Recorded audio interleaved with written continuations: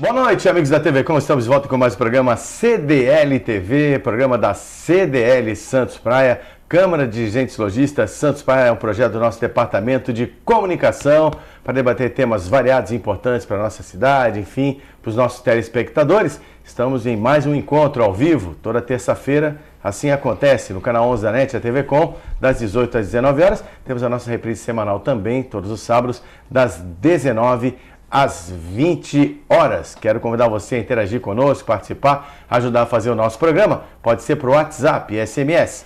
E o número é o 13 7805 3326. Vou repetir, 13 7805 3326. Temos também o telefone fixo à sua disposição, 13 3289 9495. À sua disposição também o e-mail tv@cdlsantospraia.com.br e o facebook.com/CDL Santos Praia. Apresentando a nossa convidada, a psicóloga Márcia Atic. Vai debater vários temas muito legais conosco hoje aqui no programa CDL TV. E ao meu lado também, comentarista, presidente da CDL Santos Praia, Nicolau Miguel Obeide. Doutora Márcia, é um prazer recebê-la aqui no nosso programa. Muito obrigada pelo convite, o prazer é meu de estar com vocês. Ok, Nicolau? Obrigado, Márcia, por você ter vindo, aceito o nosso convite. Espero podermos debater aí vários assuntos aí sobre psicologia humana, né? Vamos lá. Então, mas queria que você falasse um pouco da tua formação profissional e as suas áreas de atuação, as principais. Eu sou psicóloga clínica, e a psicologia hoje, ela atinge todas as necessidades. Antes a gente julgava que fazer um tratamento psicológico eram para pessoas doentes, comprometidas. Hoje a psicologia já está, vamos chamar, integrada no dia a dia de todos nós para nos conhecermos melhor. Em todas as áreas, na comercial, na profissional, na espiritual, no relacionamento. Eu sou especializada em terapia de casal e sexualidade, além de psicóloga clínica. E o meu caminho é muito interessante, que eu comecei atendendo doentes psicossomáticos, aquelas pessoas que têm doenças, e as doenças são recorrentes. E fui evoluindo, atendendo os pacientes psicossomáticos, e eu percebi que o problema estava na família. Aí eu fui para a PUC e me especializei em família e casal. Me especializando em família e casal, eu optei para trabalhar mais os casais. Trabalhando com casal, é óbvio que a gente chega na questão sexual, aí me especializei em sexualidade.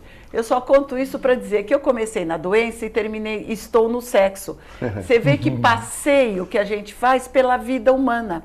Então, como as questões vão ficando interligadas. Então, é um prazer estar aqui num programa diferente para mim, mas que com certeza teremos assuntos afins. Quer dizer que a psicologia é um caminho, né, do autoconhecimento para você viver plenamente, atingir o bem-estar, a felicidade. Exatamente. Não é só para curar doenças. Primeiro que a psicólogo não cura. O psicólogo limpa, vamos chamar, as áreas, as saídas obstruídas, para a pessoa se conhecer melhor e se posicionar na sua vida. Agora só, às vezes a gente não sei se isso ainda é pertinente, mas os psicólogos, geralmente, os psicanalistas, eles utilizam uma linha de atuação freudiana, lacaniana, junguiana. Isso. Você tem alguma preferência de atuação? A minha formação é toda psicanalítica.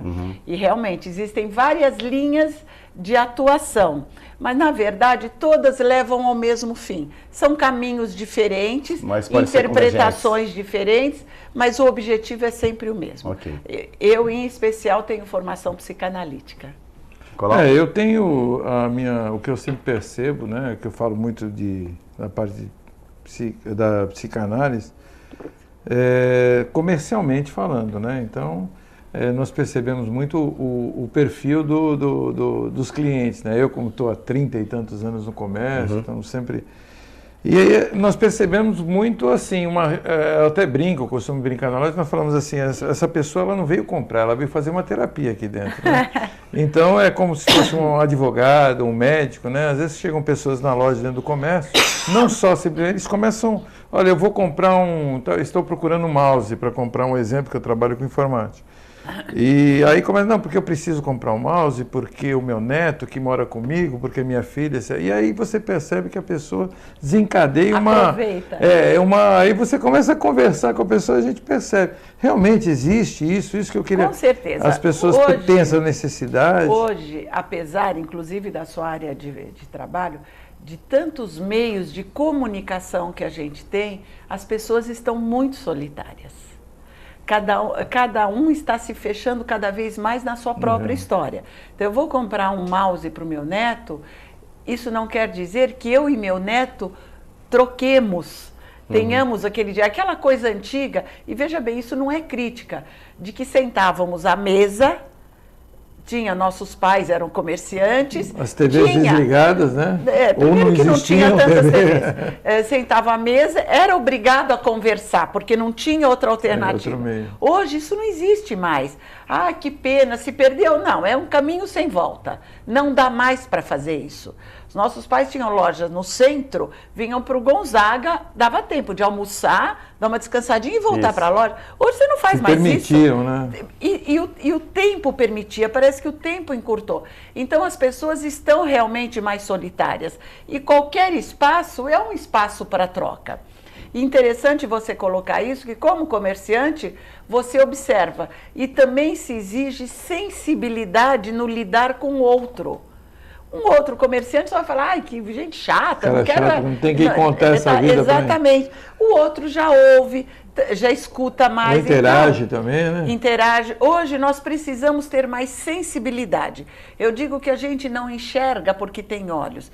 E não é só ver, é enxergar alguma coisa além do que o olho vê, escutar alguma coisa além do que é dito, para saber. E também a recíproca é verdadeira, do cliente em relação ao vendedor. Perceber se ele está num bom dia, se ele não está, né? Tem dias que ninguém está afim de sorrir.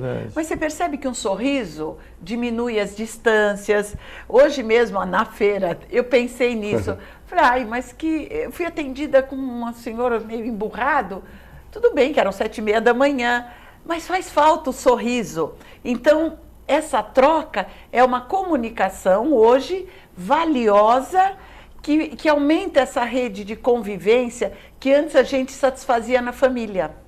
Verdade. Antes era satisfeita dentro da família.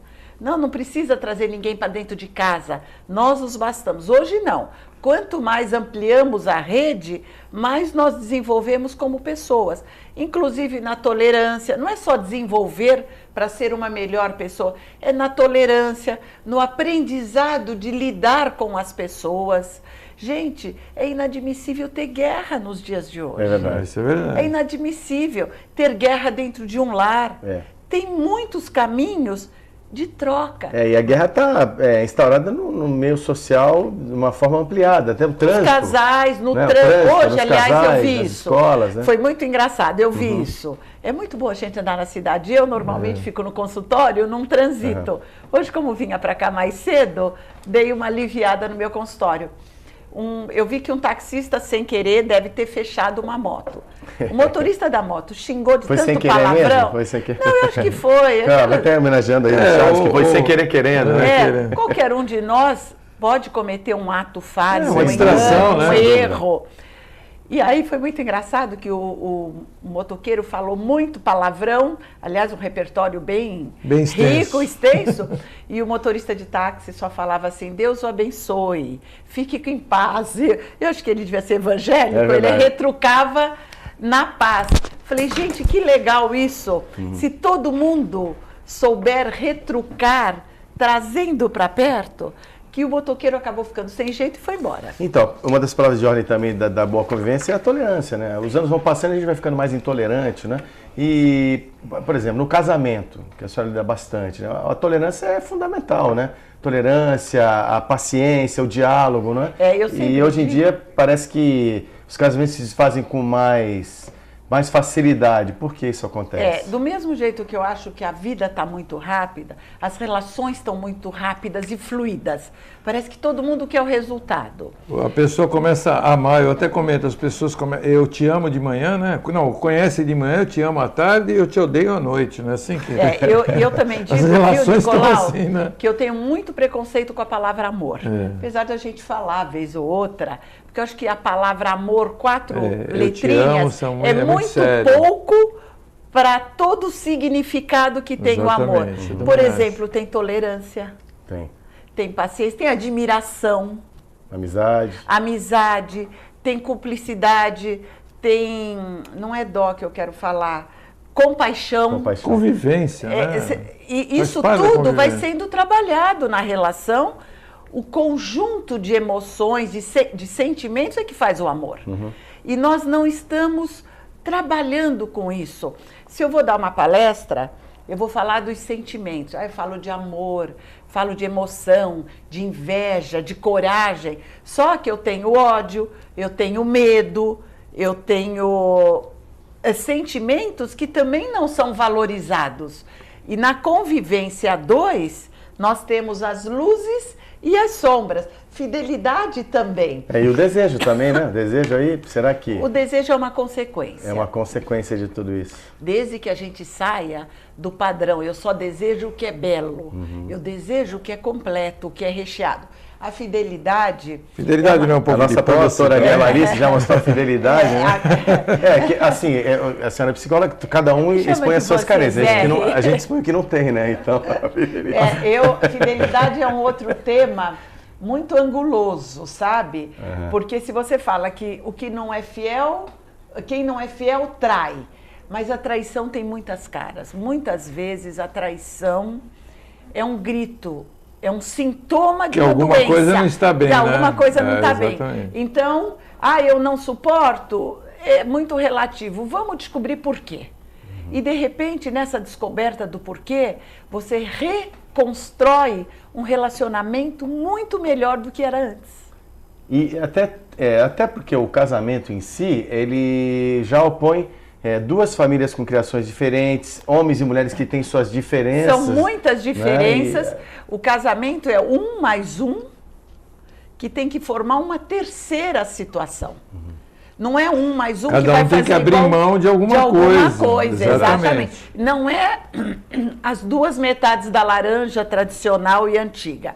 São os dois inteiros. Que realmente, infelizmente, antigamente acontecia que o homem impunha, né? E a mulher acatava. A outra metade, geralmente era uma laranja inteira masculina. E a mulher ela simplesmente tinha que acatar, feminino, né? Isso aí.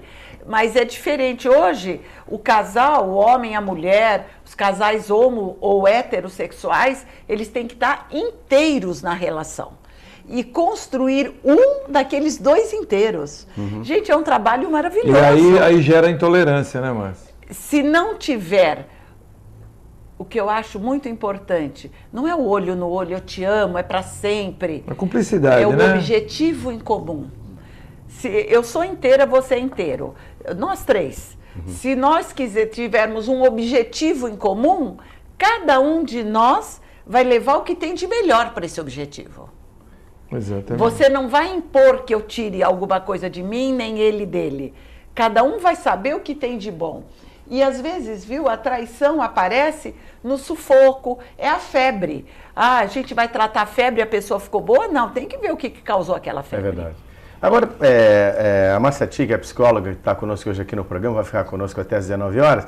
E você também trabalha com a terapia de casais. Como é que é essa situação? Você, de repente, identificar que seu casamento não está bem e em que momento que a pessoa recorre a essa terapia e como é que é o entendimento do cônjuge? Não ficar naquela posição, pô, que você está reclamando de mim? Qual é o meu problema, tal? Você encara muito isso no dia a dia? O problema não é nem de um, como é que nem lida de com outro. isso? Tem muita resistência. Tem muita resistência. Sempre é um dos cônjuges que toma a iniciativa. Na maior parte das vezes, 70%, 80% são as mulheres. As mulheres são mais despojadas, né? Eu acho que assim, tem mais sensibilidade para perceber que alguma coisa não está funcionando. E isso é muito legal, porque é um trabalho enriquecedor para o casal e para quem está junto com o casal. Porque primeiro que cada casal é uma história, cada vida é uma biografia diferente. Não existem regras nem fórmulas. Para o casal dar certo, aliás, eu tenho horror dessas revistas femininas, e às vezes até eu sou entrevistada, dá 10 Como é que faz dicas para... Gente, não me peçam não existe isso. Dica, né? Porque o Nicolau com uma pessoa é um marido, o Nicolau com outra pessoa é outro marido, esta exatamente. Pessoa que não foi assim com o Nicolau vai ser a diferente soma da convivência. Da convivência. Né? Exatamente. Então, é um trabalho muito enriquecedor, é tenso, pela atenção. Normalmente eu trabalho primeiro com os casal em separado, até para eu ter uma leitura verdadeira do casal.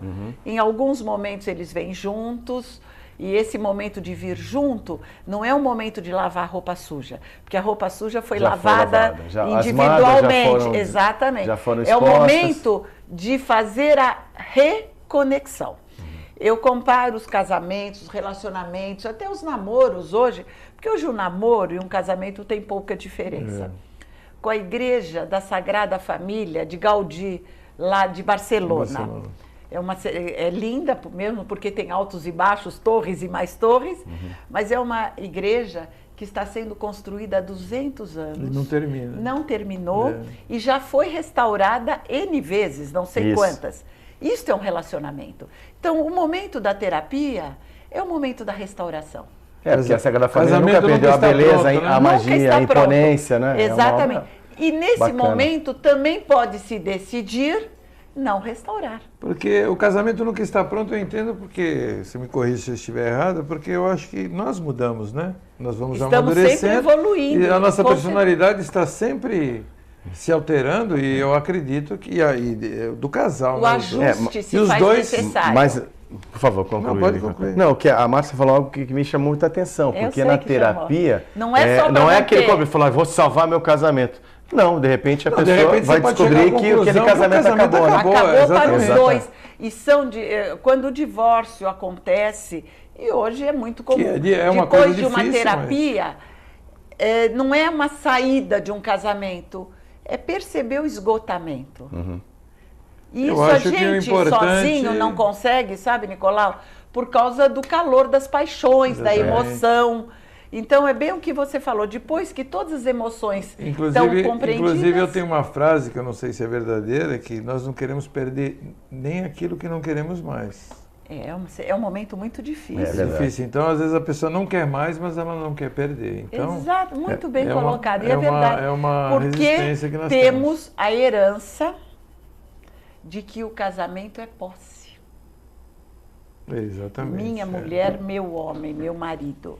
Não, o casamento é o encontro de duas pessoas que querem construir uma vida.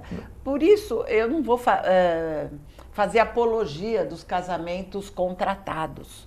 Mas tem muitas culturas que o casamento começa depois que o casal se encontra.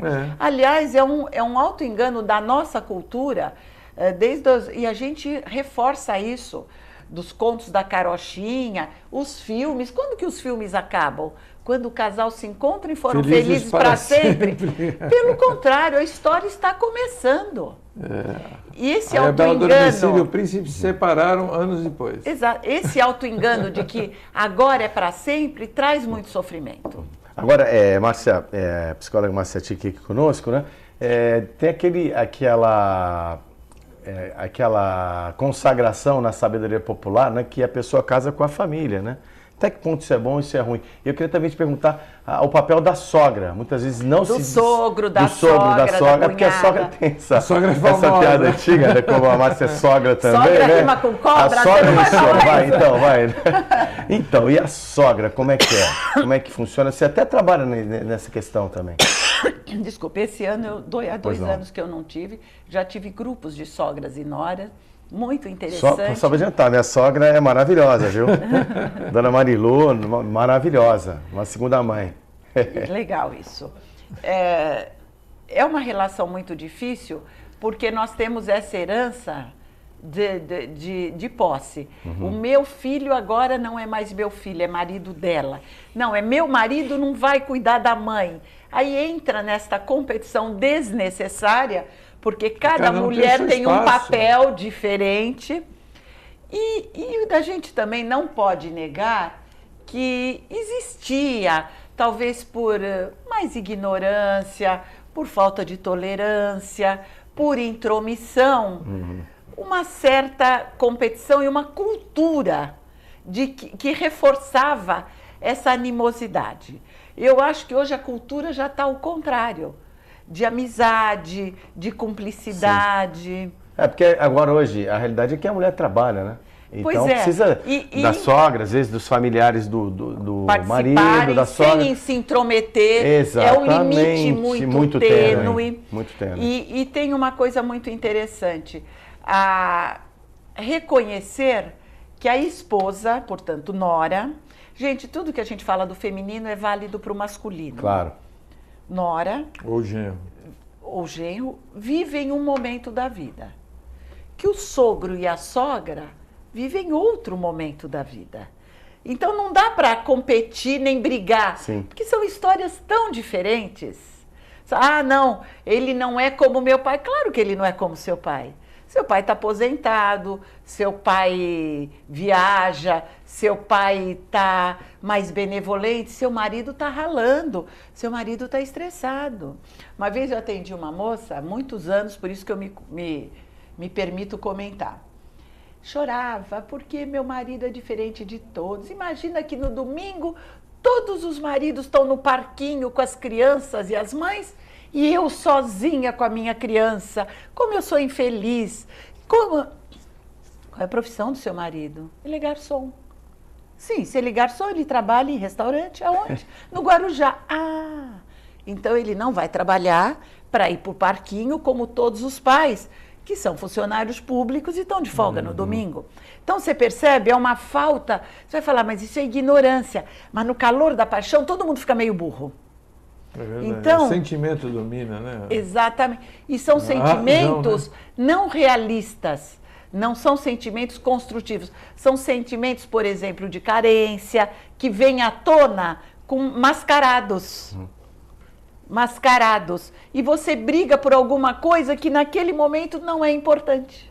Agora, Márcia, outra coisa também que gera muita discussão, porque acho que talvez se você resolvendo as mágoas, trabalhando com o casal, chega no momento que eles acabam se acertando, vamos dizer assim, né? A grosso modo, não é essa a temática. Comum. Se acertam e começam até a rir deles mesmos, porque assim, o homem é muito diferente da mulher, né? Acho que a gente passa por isso, né? Por exemplo, a mulher chega em casa, pergunta pra gente, a gente tem uma percepção diferente, fala, você não reparou nada de diferente em mim? Para nós isso sempre é um pânico. A percepção do homem. Então a gente não percebe, para achar as coisas. Eu complemento o que ele está falando, e é verdadeiro a premissa que diz, o homem é razão e a mulher é emoção. Então, eu não sei se o homem... eu tenho um pouco de preconceito, sabe, Nicolau? Tipo, homens são de Vênus, mulher de Marte, mulher de Vênus. Porque até foi do tempo das nossas avós, talvez das nossas mães. Hoje, o homem está feminilizado e a mulher está fálica, forte. Não é feminilizado no sentido da homossexualidade, das emoções. Sim. Eu também trabalho com sexualidade. O homem, quando se embrutece, se endurece, e às vezes a vida faz isso. Eu sempre digo que a carga do homem, a carga do homem, a gente fala muito da mulher, porque as mulheres, a sociedade não deu espaço, porque os homens mantinham as mulheres, mas a carga que os homens carregavam não era fácil, gente. O homem era responsável por tudo. Pela alegria, pelo sexo do filho, pelo dinheiro, pelo carro bonito, pelo clube, pelo lazer, pela viagem. Gente, muita carga. É muita coisa. Hoje já existe essa divisão. Então a mulher também separa o dinheirinho dela para as férias, ela também pensa, o homem... Tanto é que as montadoras de automóveis hoje já perceberam que a mulher tem um papel muito importante na escolha do carro da família. Exatamente, papel primordial. E era um papel unicamente masculino. Homem, papai chegou com um carro novo, ponto. Verdade. Ele escolheu. É fato. Minha esposa trabalha na área de design do setor automobilístico. É fato, sim.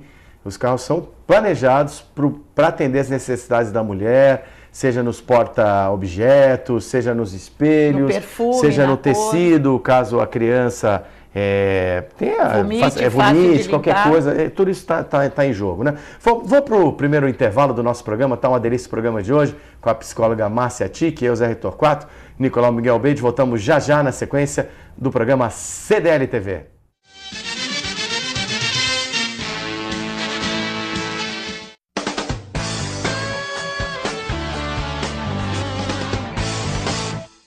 Os anos 50 foram uma época de enorme efervescência. A fundação do primeiro CDL no Rio de Janeiro foi o embrião, que acabou vingando e deu início ao grandioso movimento lojista. Em meados da década de 60, num destes almoços dos lojistas no Rio de Janeiro, surgiu a Confederação Nacional de Dirigentes Lojistas, que teve como seu primeiro nome Clube de Diretores Lojistas do Brasil. Na mesma época, os clubes municipais começaram a proliferar-se nas principais capitais. O sistema CNDL é constituído pela Confederação Nacional de Dirigentes Lojistas, as FCDLs nos estados e na esfera municipal pelas CDLs. Em 1996, os clubes de diretores lojistas passaram a ser denominados Câmaras de Dirigentes Lojistas. Podemos destacar algumas bandeiras de luta da CNDL. A reforma tributária, a reforma trabalhista, o não à redução da jornada de trabalho, a regulamentação dos shoppings, a Lei Geral da Micro e Pequena Empresa e a idealização da Frente Parlamentar Mista do Comércio Varejista. Não podemos citar as lutas da categoria sem passar pelas mais recentes conquistas. A unificação da operação em um único terminal de todas as bandeiras de venda a crédito e débito e as alterações realizadas na nova lei do inquilinato. Já o SPC Brasil disponibiliza diversos serviços para os lojistas. As famílias de produtos SPC Brasil oferecem soluções para auxiliar o associado na concessão de crédito com segurança, transformando o serviço de proteção ao crédito em um provedor de soluções para o comércio. Um futuro onde a tecnologia da informação, a competitividade e o desenvolvimento sustentável serão cada vez mais partes da CNDL, das FCDLs e CDLs.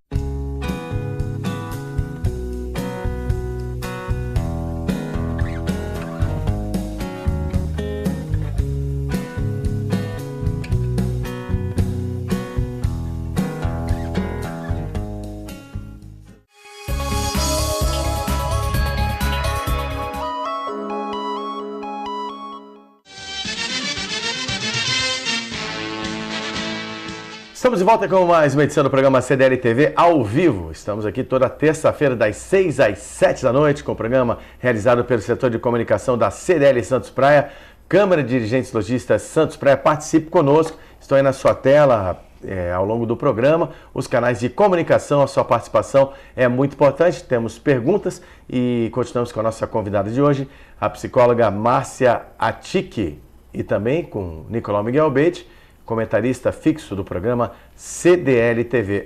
Eis que surgiu aqui no intervalo uma conversa muito interessante, né? Que são os papéis cristalizados e quem é o verdadeiro provedor da casa. Você falou que hoje a mulher realmente está mais ativa, tem o seu próprio dinheiro, enfim, mas isso também é gerador de conflitos. Muitas vezes, né? a inversão. A mulher é provedora numa maior quantidade do que o homem, ganha mais do que o marido, e existe dificuldade. Porque veio a brincadeira do Miguel, né, que mulher gosta de cartão de crédito. Então são ideias já que estão quase que... Incutidas. Exatamente. Então, mas é uma brincadeira. É uma brincadeira, eu entendo, mas nem é a crítica. Mas se um homem que cresceu ouvindo isso, tem uma mulher que tem condição financeira melhor que a dele, já vai dar uma desequilibrada na relação. Sim, é difícil, a partir dele mesmo. Quando ele podia dizer, que bom, né? Tenho essa mulher que está suprindo uma deficiência minha. Quando a gente falou de amor, de cumplicidade, é isso. É um suprir a deficiência do outro. Mas alguns homens, não vou dizer alguns, não vou generalizar de maneira nenhuma. Eu diria né? a maioria. A maioria, assim como mesmo as mulheres bem-sucedidas, ainda têm a ideia de que por que eu é até uma coisa tão vulgar, né? Eu tenho que pagar as contas, né? Eu já sou tão boa mulher para ele, ainda tenho que dividir as contas. Gente, cumplicidade é cumplicidade em todos os sentidos. Então, o discurso é mas a vivência ainda está muito arraigada em modelos machistas, que hoje nós criticamos, mas ainda não conseguimos. Eu tenho um blog, viu, Nicolau R., no site da Tribuna, direto ao ponto, e sempre tem um comentário, 2, elogio, raríssimas críticas, mas teve 2 posts que bateram todos os recordes. Um, quando eu falava, que aliás nem era eu que falava, eu transcrevia um trabalho de cientistas de que a droga diminuía a potência sexual masculina. Veio uma avalanche de críticas, provavelmente de drogaditos, cada um querendo defender o seu, tudo bem. E um que eu coloquei justamente dessa igualdade, e eu chamava a atenção de como é difícil para a mulher dividir contas. Gente, nós estamos vivendo uma crise mundial. Se os dois podem juntar e viver, gozar muito mais da vida, mas preferem perder a chance de viver se o homem não é capaz de bancar, por exemplo, uma viagem. Nós nunca viajamos porque ele está ganhando mal. Mas por que vocês não dividem e viajam mais? Realmente, a gente Você precisa ver a reação, e a reação era das mulheres. Para mim foi um choque, porque vem todo esse discurso de igualdade e de repente... Eu conheço pessoas que têm esse problema, que tinham uma condição financeira muito boa e realmente às vezes o homem perdeu emprego, uma fatalidade, pode acontecer. Se sente destruído moralmente em casa porque não tem condições de prover, e a companheira às vezes, mas também eu acho que o contrário é verdadeiro. Né? Pensa bem, se os dois juntarem... Uma mulher que tem um grande emprego e existe aquela acomodação e aí aquele conforto diminui e fala, caramba, pô, você tem que arrumar outro emprego igual. É difícil mesmo, né? A questão Você vê que são heranças culturais, que esses espaços que vocês permitem, que não são palestras, não são discussão, são momentos de reflexão. As pessoas têm que tem um papel social muito importante falar disso.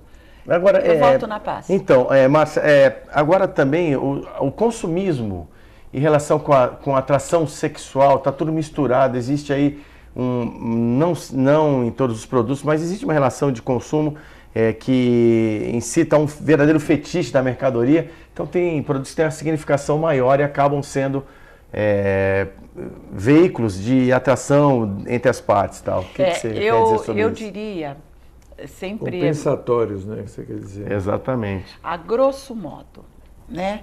É como se a gente tivesse sempre uma linha entre Eros, que é o deus grego da vida e da vida, da alegria, do prazer, e Thanatos, que é o deus grego da morte, do desprazer, da doença, da depressão. Nós estamos sempre nesta linha. Comprar pode ser de Eros. Eu realizei um desejo meu, eu queria tanto aquele computador, eu queria tanto... Deixa eu só interromper você, que tem uma pergunta do telespectador justamente nesse sentido. É a Fernanda Arantes, do bairro da Vila Nova, a gente também acrescenta a pergunta dela. Obrigado, Fernanda. É verdade que podemos comparar a compra compulsiva ou a compra com prazer quase sexual? Então, é o Eros que eu falei que está indevidamente colocado do nosso telespectador. Apenas na questão sexual. Eros é muito mais do que a relação sexual. É vida, é alegria, prazer, e o sexo está dentro disso, o prazer sexual está dentro disso. Então, eu posso comprar pelo prazer. Eu comprei aquela blusa, eu não canso de usar, aquele sapato que eu achei lindo. Agora, eu compro, porque o outro teve, porque todo mundo tem, porque eu tenho que ter, porque a vizinha comprou. Você percebe que é uma compra ligada ao desprazer. Também não porque não é para mim, não é prazerosa. É só para fazer frente a outra pessoa. A competição, a uma relação de poder, a compensar, como o Nicolau falou, uma baixa estima. Não, eu comprei por mim. Ai, Márcia, mas não é legal. Ai, mas eu achei maravilhoso. É verdade. É a minha alegria. Nesse sentido, eu não sei o nome da... É a Fernanda Arantes. Fernanda, a compra é erótica, porque ela me alimenta. Porque o Eros, o próprio, nós falávamos de relacionamento, existem relacionamentos destrutivos. Existem, que é a apologia que nós fizemos aqui, os relacionamentos construtivos, que nós estamos sempre aparando, reparando, consertando, para cada um estar cada vez mais feliz. E eu falei veículos, né? Assim, foi a palavra que eu usei, que para você ter uma atratividade maior, falando dessa questão sexual mesmo, né? A gente tem um vídeo que brinca muito com isso, que diz respeito a carros de luxo. Vamos conferir.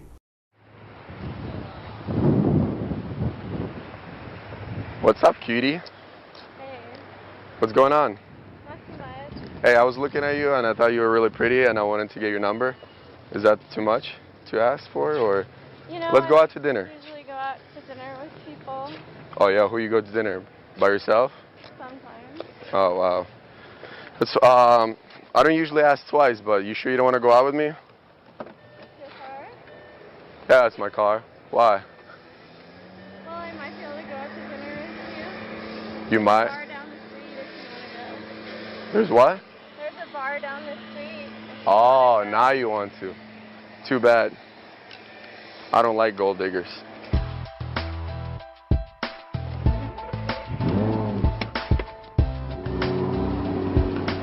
Bis!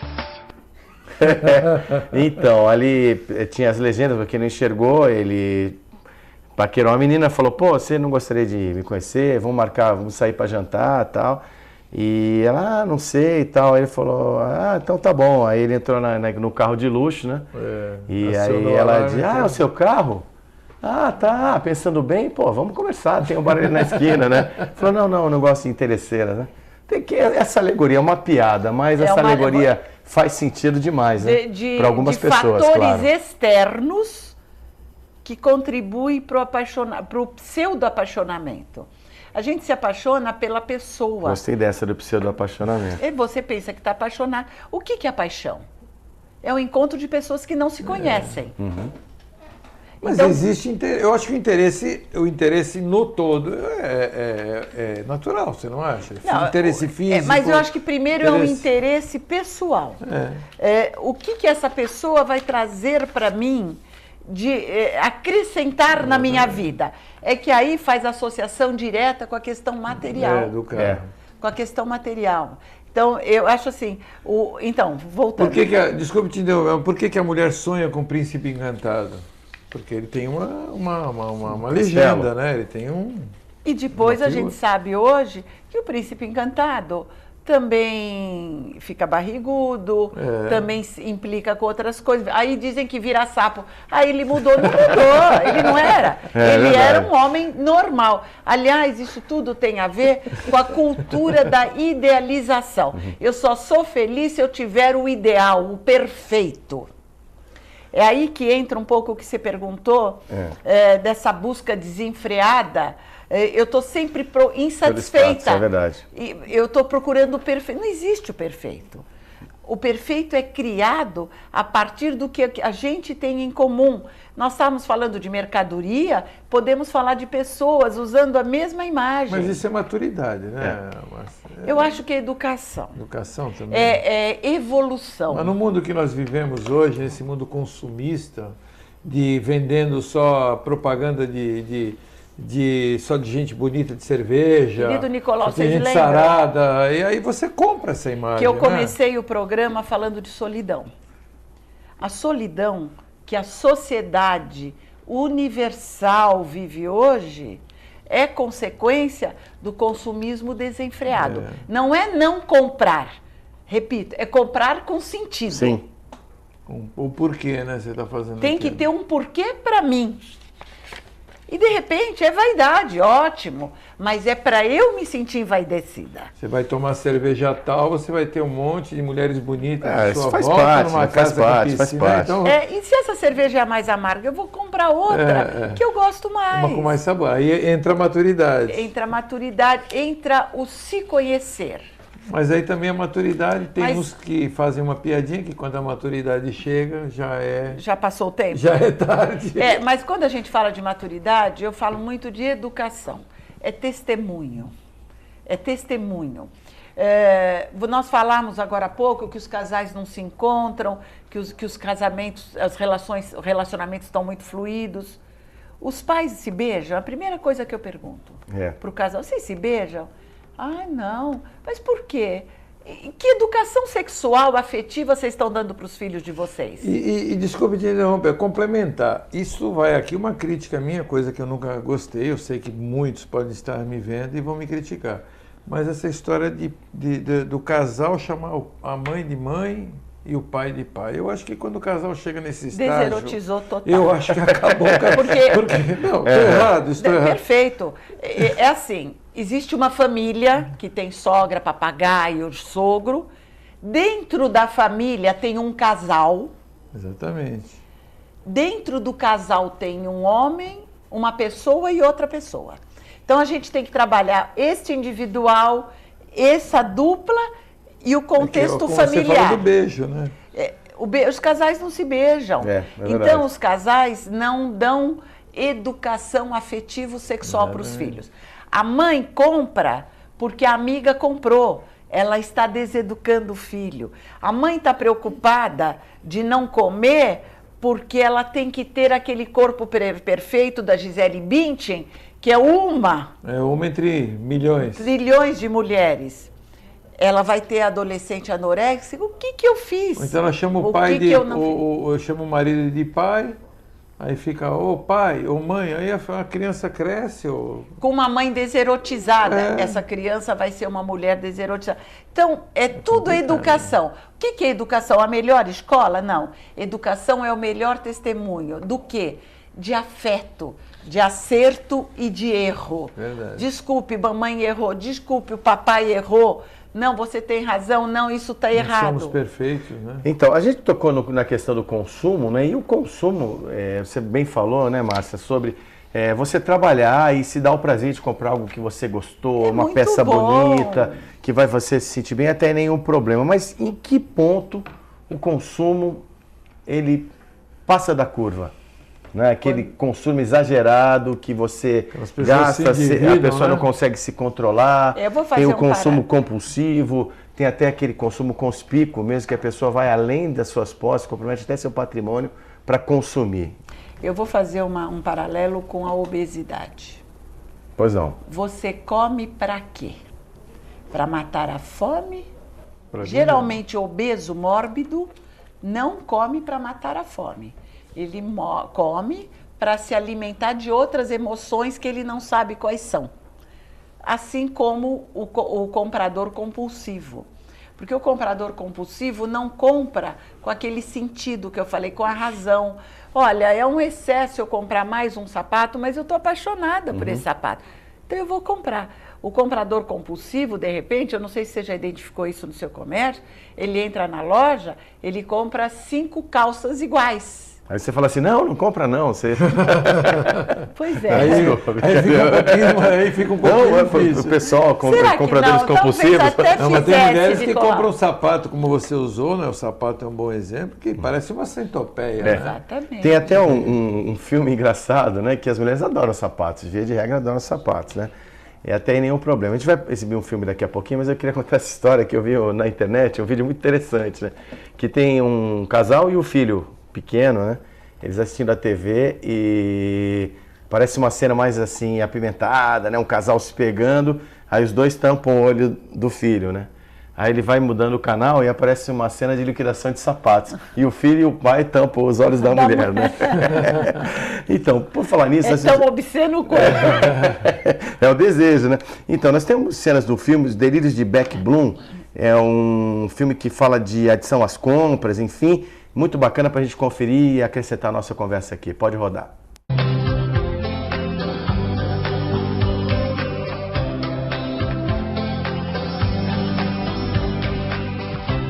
Quando eu era criança, existiam os preços reais e os com desconto. Os preços reais compravam coisas brilhantes que duravam 3 semanas. Os com desconto compravam coisas sem graça. E duráveis. Que duravam E para baratos. sempre. Você viu que estão com 50% de desconto? Ah, eu vi sim. Olha só.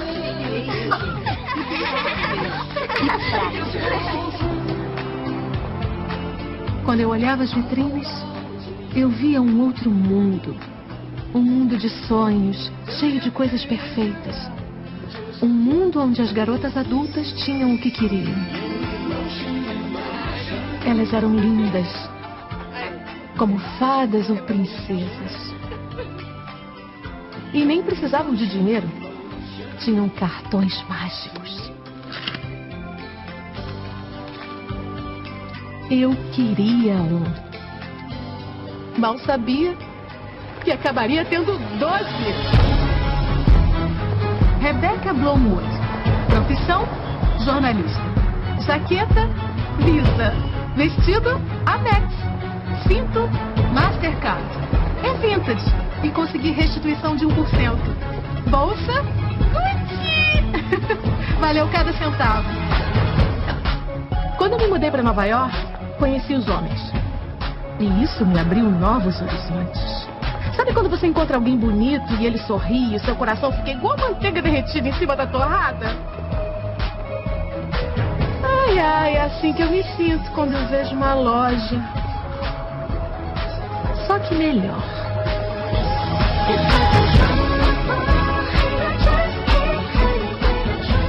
É que homem nunca vai te amar ou te tratar tão bem quanto uma loja. Se um homem não combina com você, não dá pra trocar ele 7 dias depois por um suéter de cachemir maravilhoso. As lojas sempre têm cheirinho bom. Fazem despertar em você o desejo por coisas que você nem sabia que precisava.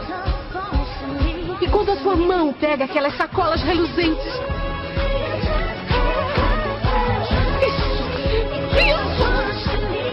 É bacana aí. Delírios de Beck Bloom é o filme representativo que a gente conversou aqui. Dá para extrair? Dá. Nós vivemos isso em algumas... É como se fosse uma derivação da depressão.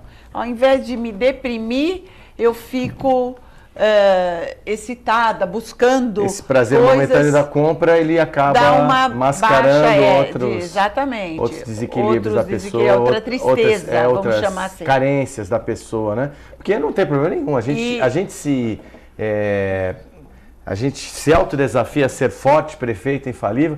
Eu falo para minha mulher assim, pô, ninguém é perfeito, só eu, né? Mas não, tô brincando. Mas nesse sentido, viu, doutora Márcia, eu não gostaria que as pessoas se curassem.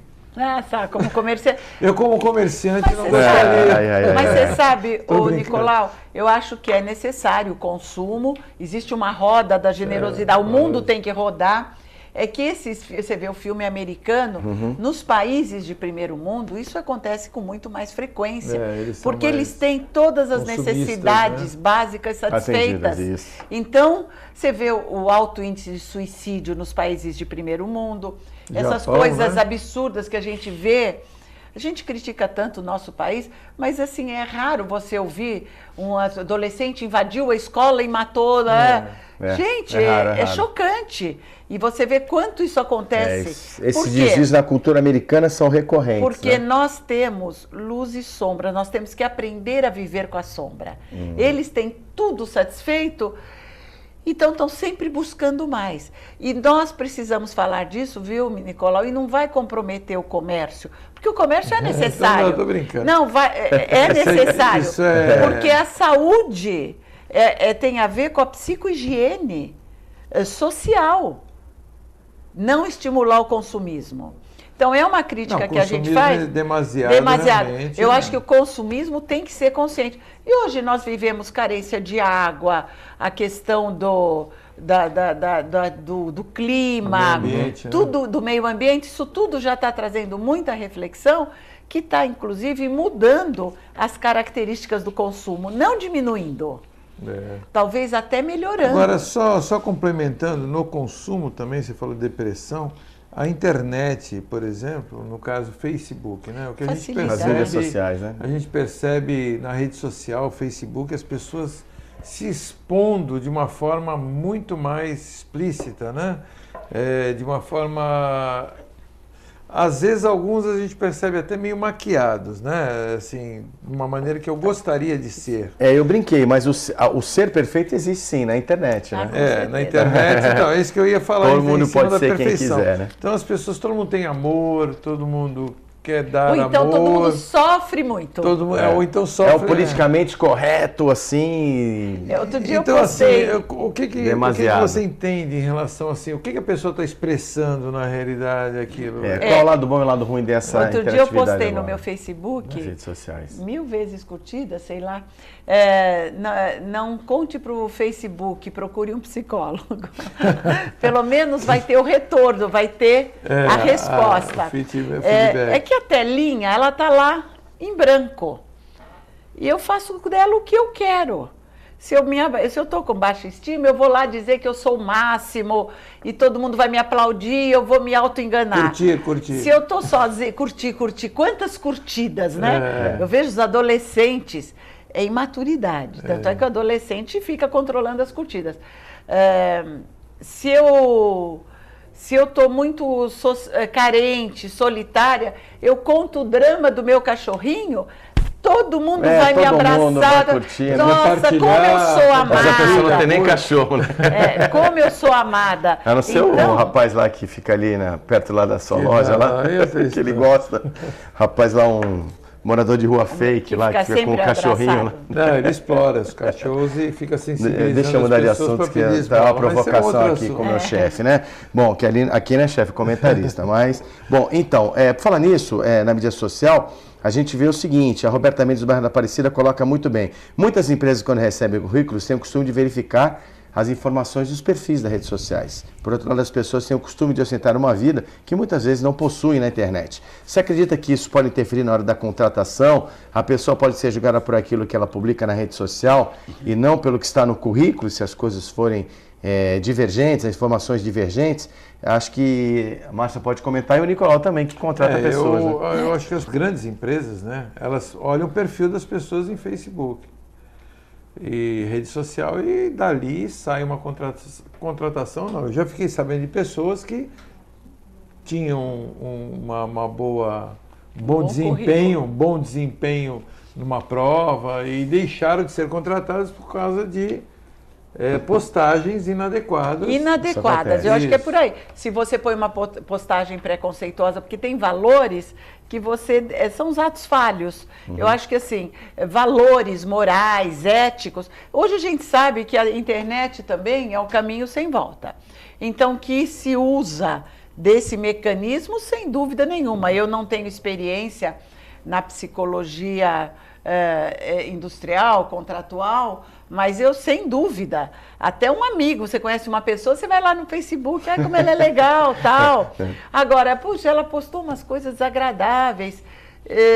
Você vai modelando o perfil daquela pessoa. E tem outra coisa que aconteceu comigo também. Só não acho, desculpa, só para encerrar, que isso tenha que ser a linha de corte. Uma pessoa muito alegre, existem valores que de repente aparecem no Facebook. Uma pessoa sociável, isso é qualidade. É verdade. Mas eu acho complicado a pessoa se expor demais, né? Não, uma vez isso aconteceu comigo, eu tinha uma pessoa, lógico, não vou dizer aqui, que estava me devendo um dinheiro há um tempo, né? Aí postou lá as férias dele em Paris, né? Eu fiquei muito feliz em vê-lo lá em Paris, viu?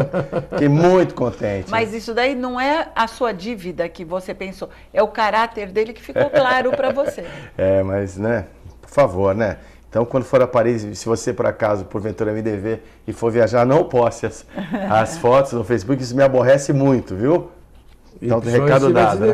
Então, já agora, mandou o recado. A Márcia Tic, muito obrigado por ter vindo. A gente tem alguns minutos ainda, mas eu não posso deixar de comentar, Nicolau e Márcia, sobre o evento dessa menina, Andressa Urach. Não digo pela condição profissional dela, que eu não julgo, ela tem o caminho. Hoje muitas meninas usam o corpo para angariar em trabalhos como modelo, trabalhos na mídia. Hoje elas têm acesso e está aí as fotos desde criança. E por uma aplicação de hidrogel, que vai esse modelo, esses padrões de beleza que a mídia tanto hoje em dia propaga, né, da perfeição, sem gorduras.